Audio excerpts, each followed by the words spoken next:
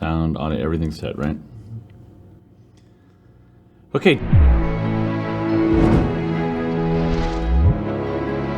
Today I want to teach you a couple of different words that I've just kind of added to my vocabulary. You might be able to relate to a couple of these things. Let's start with a word, first of all, that we all kind of can understand. The word mess. We all understand what that's about. That's the description of my room when I was growing up. That's the description of my room probably right now. Let's put another word up here that we probably understand, and that's the word process. This is an interesting word. A process means that I have kind of a plan, a way that things are supposed to be done. There's probably one of these two areas that you feel most comfortable in. You're like, man, it's not good until I have a process and I know how everything works together. Or, I'm just most creative in a mess, and that's what I really like. We many times, though, are working to take this mess to the area of process. But let me give you a couple of words that we're going to add to our vocabulary. The first word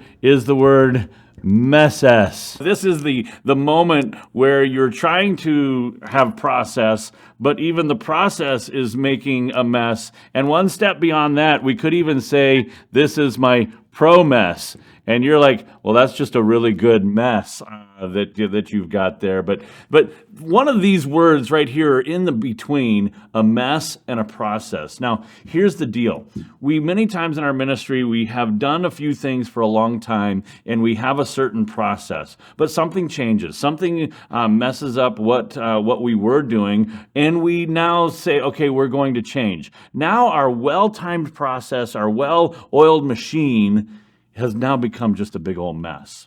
And in order to get it back into a process, we're in the mode of messes for quite a while. Like, it's not a process yet, and it's not a complete mess, but it's a messes, or it's a pro-mess. In this ministry, I would say some of the processes that are set in stone and they're ready to go took at least 3 years. The first year was just trying to communicate it, get everybody used to it, that sort of things. We have the tendency to believe that we can get a team doing a process just boom, and we just have to tell them, and it's set to go. It does not work that way. There's no way to go from mess to process in a week.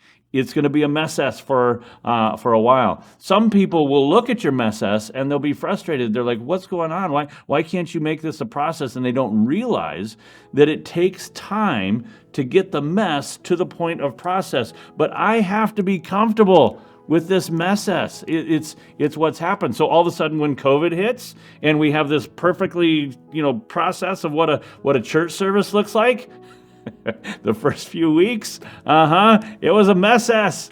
It was, and maybe it was all the way over here. It was a mess.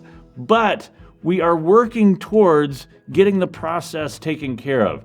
I believe what you have to figure out, if you're going to be a team, if you're going to work with your pastor well, if you're going to work with your volunteers, you've got to figure out how to care about each other, how to love each other, how to be patient when you're in the messes. Eventually, it'll become a process. I don't want to always be a mess, but in the process, it's a messes. And I'm going to love you through it, and I'm going to be patient through it. I'm not satisfied with this spot. I eventually want to get to the process, but it will take time.